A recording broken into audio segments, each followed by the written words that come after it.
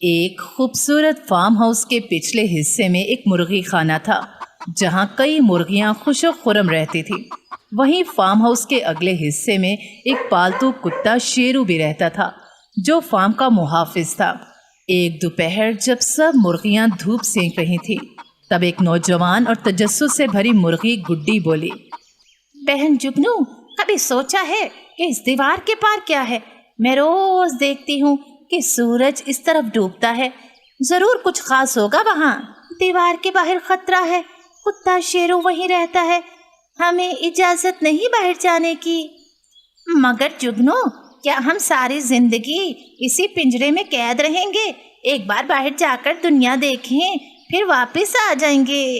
جگنو نے پہلے تو ہچکچاتے ہوئے انکار کیا مگر پھر گڈی کی ضد اور جوش دیکھ کر مان گئی۔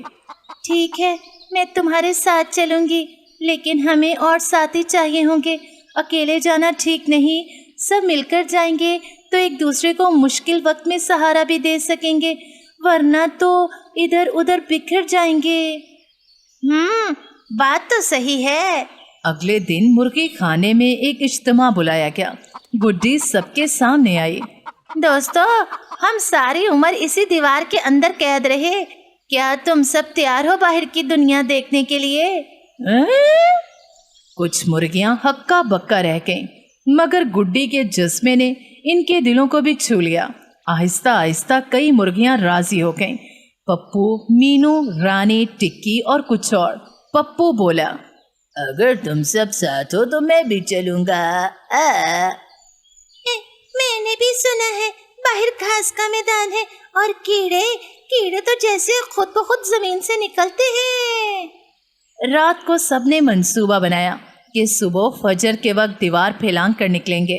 گڈی اور جگنو نے دیوار کے ایک کونے پر کھدائی کی تھی جہاں سے پھسل کر باہر جانا آسان تھا۔ جیسے ہی صبح ہوئی سب مرغیاں چپ چاپ ایک قطار میں چلتی ہوئی دیوار کے پاس پہنچ گئیں۔ ایک ایک کر کے سب دیوار سے نیچے اترنے لگیں، لیکن جیسے ہی آخری مرغی باہر نکلی فارم کے دوسری طرف شیرو کے ناک میں کچھ خوشبو آئی۔ واہ واہ، یہ کیسی خوشبو ہے؟ کہیں مرغیاں تو باہر نہیں نکل گئیں؟ اس نے زور سے بھونکنا شروع کیا اور دیوار کی طرف دوڑ لگا دی۔ مرغیاں جو ابھی ابھی باہر نکلی تھی شیرو کو آتا دیکھ کر گھبرا گئے۔ جگنو بولی، بھاگو، شیرو آ رہا ہے۔ رانی بولی، او خدایا، ہمیں واپس جانا چاہیے۔ مرغیاں ایک ساتھ شور مچاتے ہوئے بھاگنے لگی، کوئی دائیں گئی کوئی بائیں۔ میدان میں افراتفری مچ گئی۔ شیرو بھاگتے بھاگتے رک گیا، وہ صرف شور سن کر آیا تھا۔ جب اس نے دیکھا کہ یہ وہی مرغیاں ہیں جو ہمیشہ اس سے دور رہتی تھیں، وہ بھونکتا ہوا ان کے پیچھے دوڑا۔ ارے تم سب یہاں کیا کر رہی ہو؟ واپس جاؤ۔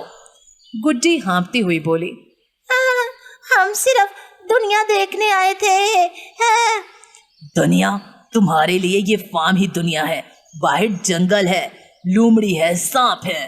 اگر میں نہ آتا، میں نہ روکتا تو تم سب کا کیا ہوتا؟ اتنے میں فارم کا مالک بھی شور کی آواز سن کے آ گیا۔ ارے شیرو، تم نے تو وقت پر سب کو واپس روک لیا۔ اگر یہ باہر نکل جاتی تو پتہ نہیں کیا ہو جاتا۔ شاباش میرے بچے۔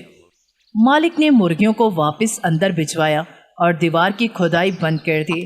مرغیاں تھکی ہاری واپس آئیں، سب نے سکون کا سانس لیا۔ جگنو بولے، گڈی، تمہاری دنیا دیکھنے کی خواہش نے ہمیں خطرے میں ڈال دیا۔ ہاں جگنو، میں نے سوچا نہیں تھا کہ باہر اتنا خطرہ ہوگا۔ اب مجھے اندازہ ہو گیا ہے کہ قید سے زیادہ اہم حفاظت ہے۔ تبھی شیرو دوبارہ مرغی خانے کے قریب آیا اور ہنستے ہوئے بولا، اگلی بار اگر دنیا دیکھنی ہو تو مجھے ساتھ لے جانا، میں تمہاری حفاظت کر لوں گا۔ سب مرغیاں ہنسنے لگیں۔ شکریہ شیرو، تم نے آج ہمیں سچا سبق سکھایا۔ فارم ہاؤس کی دیوار کے پیچھے ابھی بھی سورج غروب ہوتا ہے، لیکن اب گڈی جانتی ہے بعض دیواریں صرف قید کے لیے نہیں ہوتی بلکہ حفاظت کے لیے بھی ہوتی ہیں۔